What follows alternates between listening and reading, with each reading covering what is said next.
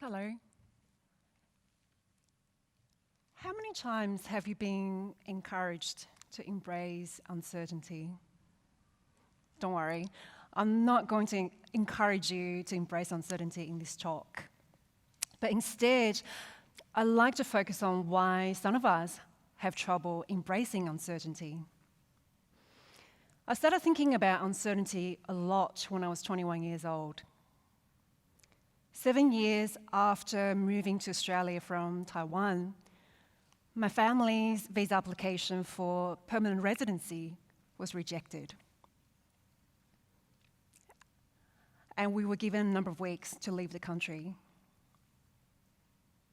Up until receiving this disappointing news, we had settled into our lives here. My English had gradually improved, mostly from watching Seinfeld at 7 o'clock every night. I made it through my awkward teenage years here in this country. And remember those ridiculous pencil-thin eyebrows that every girl in the 90s had? Well, I had them too. So it never occurred to me that there was a chance that we might have to move back to Taiwan. And this situation brought up quite a lot of uncertainties for me and for my family. And I wasn't even sure if we could afford the rest of my uni tuition, having already spent tens of thousands of dollars on the visa application. I had no backup plan at the time. I only had 3 semesters left before finishing my undergraduate psychology study. So looking back, I guess I was really sure that I wanted to become a psychologist. So many of you here are international students, or know someone who is an international student. And my story as a migrant is not particularly unique in any way. In fact, it pales in comparison to the devastating circumstances that thousands and thousands of migrants around the world today have had to endure in their pursuit for a better life. Nonetheless, this feeling uncertain about our future, my family's sense of belonging, really drove me to find out a little bit more about how other people deal with uncertainties in their lives. And what kind of uncertain situations are you facing now? Some of you are studying really hard so that you can get accepted into an honours program. But you also know that not everyone gets the marks they need for this opportunity. And you might not achieve your goal. Maybe some of you have just started dating a gorgeous guy or a gorgeous girl, and they've got lots of things going for them. But you still can't help feeling uncertain about where this relationship is going. In both cases, you can't be certain about the outcomes, at least not immediately. And what you end up choosing to do very much depends on your evaluation of these situations. A little bit of uncertainty is not so bad. For example, not knowing what the weather is going to be like next weekend. After all, Oscar Wilde said, uncertainty is like a mist that makes things wonderful. But if you're someone who doesn't tolerate uncertainty very well, you might think of it as a nuisance, or even find it quite distressing. Clinical psychology research shows that when someone is quite intolerant of uncertainty, it actually puts them at a risk of developing anxiety disorders. For example, generalized anxiety disorder, OCD, social anxiety disorder. But despite all the self-help books and information that you can find on the internet, we've actually become more intolerant of uncertainty. Clinical psychologist Nicholas Carlton and his research group in Canada recently looked at 52 studies conducted between 1999 and 2014. They measured people's intolerance of uncertainty on a self-report questionnaire with statements like, unforeseen events upset me greatly, or I should be able to organize everything in advance. And so people were asked to rate on a scale 1 to 5 to what extent each of these statements was characteristic of them.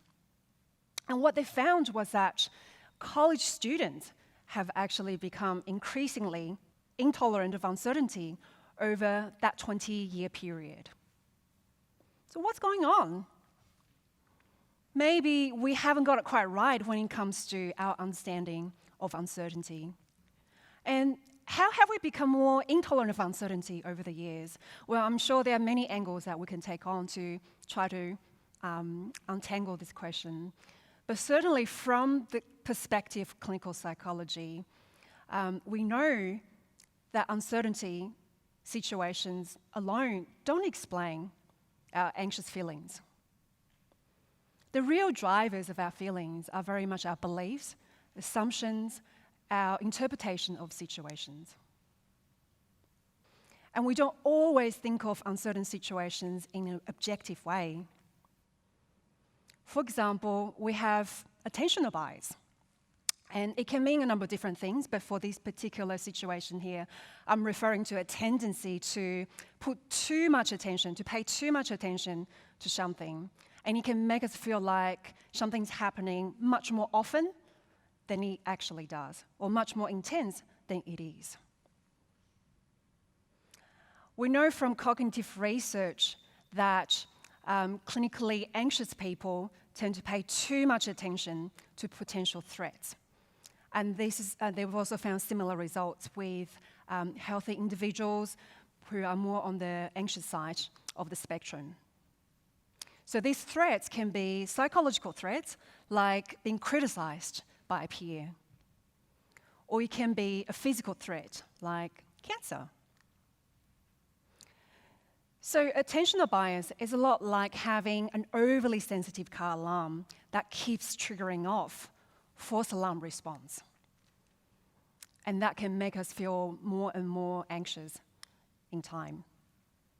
And a lot of times it can happen almost automatically without us realizing that we are paying too much attention to the threats around us. And when it comes to uncertainty, psychologist Thomas Fergus and his research group has found that people who are intolerant of uncertainty, they have a tendency to pay lots and lots of attention to uncertainty words like maybe, vague, compared to more neutral words like tower. So when we are quite intolerant of uncertainty, we pay a lot of attention to threats. And when we're overly vigilant to uncertain information around us, it can make us feel like that there are more threats around us in our environment, much more than there may actually be. We also have appraisal bias. So it can mean a number of different things, but for this particular talk, I'm referring to a tendency to overestimate how likely something bad will happen.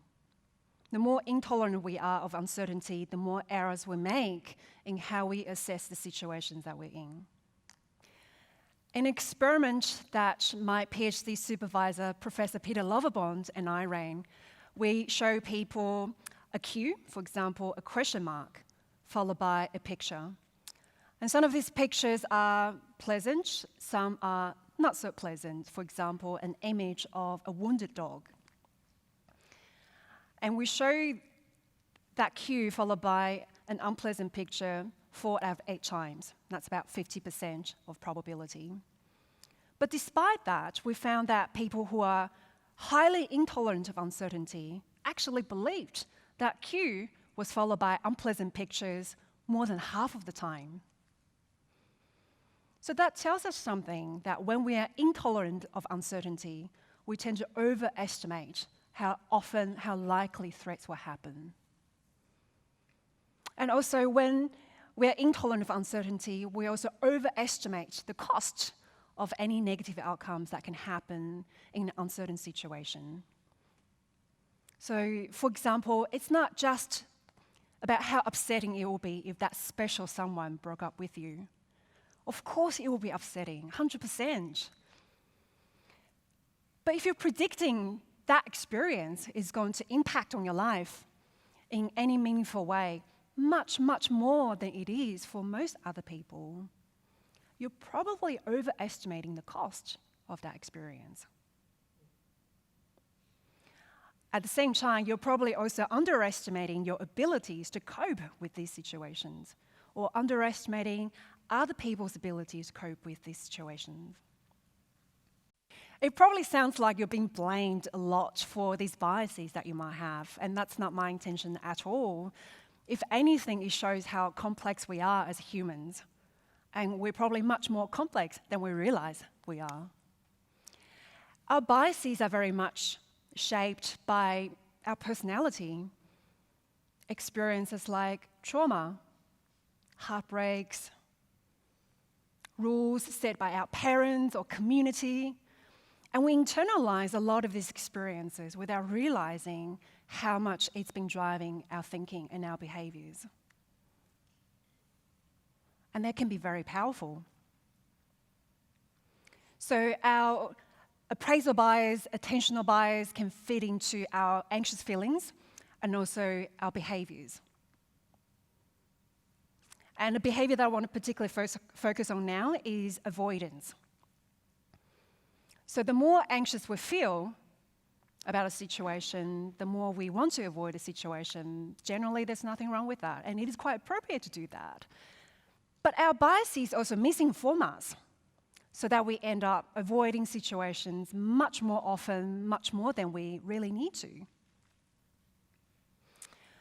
A fairly obvious type of avoidance is choosing not to go anywhere or do anything that feels unfamiliar to us, just in case something bad might happen.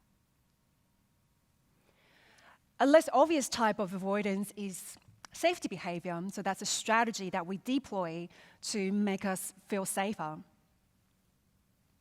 For example, we all research information online, before committing to an activity, whether it's starting a new job, buying a new computer, or signing up for a new class. Nothing wrong with that. But if we start spending hours researching information, just in case, just to make sure that we haven't missed anything, that is probably a safety behavior. Although safety behaviors, avoidance in the short term make us feel safe and secure and certain, in the long term, what happens is we actually become much more rigid in our beliefs about the usefulness of these behaviors. Unless we're lucky enough for someone to come along, calling us out and question these behaviors. And some people are not necessarily good at connecting their behaviors to their beliefs.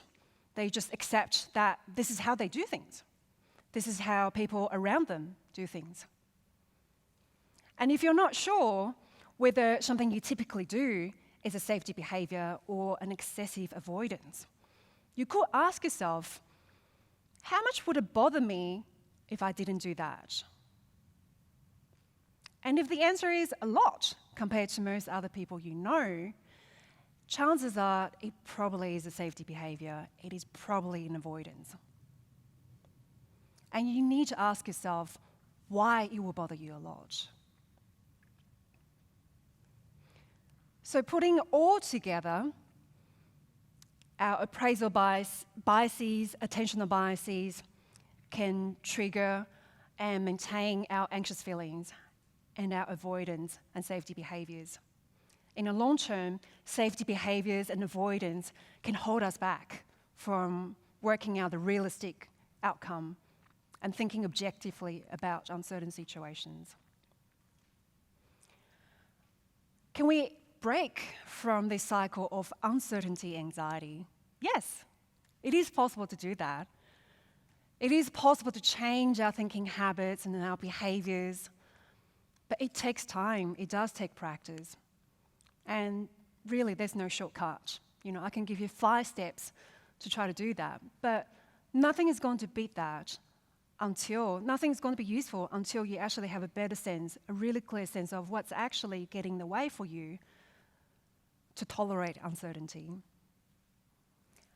Our team at the Anxiety Treatment and Research Unit have been helping people overcome their anxiety in a number of situations for many, many years now. And we do this by helping people to gradually reduce their use of safety behaviors and avoidance and changing the way they think about situations. We know it is hard to change. It is hard to shift your beliefs, but it is possible. And we have to start questioning these beliefs that we have. Not so that we can put us down or to put other people down, but so that we can start moving forward.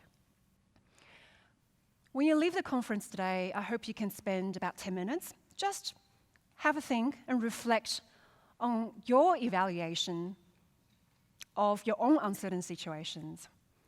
And maybe check in with yourself and see whether or not you have been caught up in your own uncertainty anxiety cycle.